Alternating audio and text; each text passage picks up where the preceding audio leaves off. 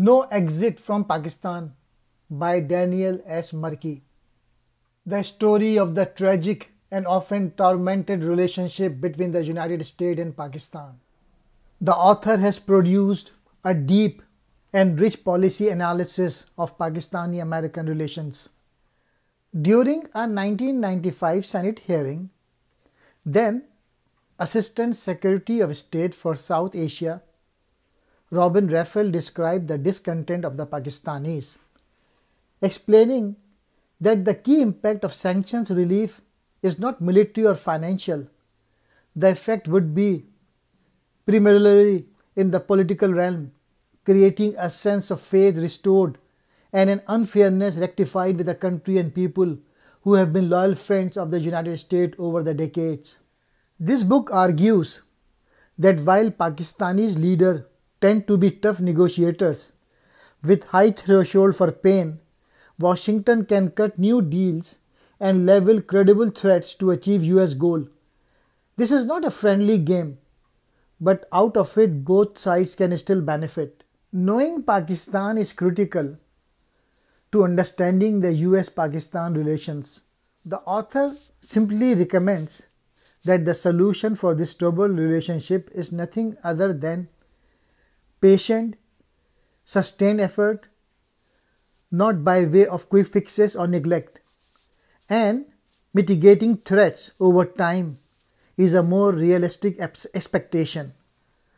The author blames the basket case quality of Pakistan on the country's political allies, who send their children to private boarding schools while millions of other children never learn to read. Who is responsible for Pakistan's problems? The author argued that the United States and Pakistan share in the blame. Islamabad is addicted to the US assistance dollar, whether in the form of grants, projects, or loan. Today, Pakistan is having an even harder time getting its house in order. This makes the country more vulnerable to outside pressure and more dependent on outside aid. No matter the significance of the Afghan war, it is important to recognize that Pakistan's regional profile does not begin or end in Afghanistan. Pakistan's connection with India and China are of equal or greater significance to Islamabad. The unanswered question is how China will use its newfound wealth and power, and in particular, whether it will seek to uproot US influence from Asia. Both George W. Bush and Obama administration have correctly viewed a good relationship with India as necessary for managing the implications of a rising China. In areas where size matters, India delivers its population is young and growing quickly, likely to surpass China's total by 2025. Beijing has been more inclined to pursue regional stability to discourage hostility between India and Pakistan. Beijing might continue to see Pakistan as a useful piece in its expanding sphere of influence throughout much of Central Asia. Pakistan's dramatic policy shift after 9/11 is best described as the product of a cold calculation by its top generals who control national policy. There is a fact that is too rarely appreciated by Pakistanis or Americans. Projects like Pakistan Tarbela Dam, for instance, have shown that the United States can assist Pakistan economy and indirectly at least address some of the country's underlying causes of instability and violence. Tarbela now serves as an essential part of Pakistan's national water management system. It provides roughly 30% of the nation's irrigation water in the dry season.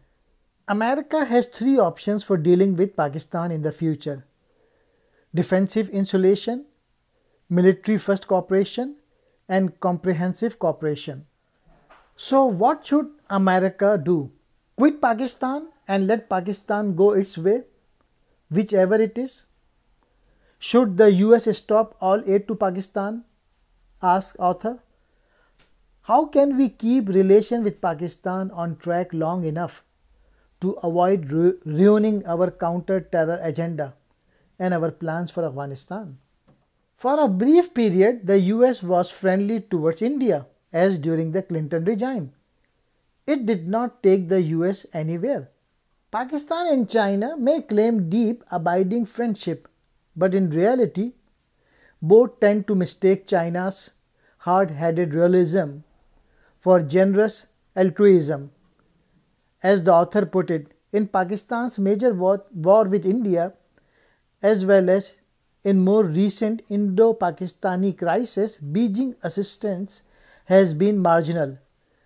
China has been more likely to counsel Pakistani restraint than to back its leaders to the hilt. The author feels no exit, for better or for worse. The US must stay put in Pakistan. In a way, for the Americans, you are damned if you do and damned if you don't help Pakistan. Right now, as author sees it, there is no immediate way out. Patience is its own award. United States should begin by recognizing that Pakistan is not a lost cause. It is more like a race that must be run as a marathon rather than a sprint.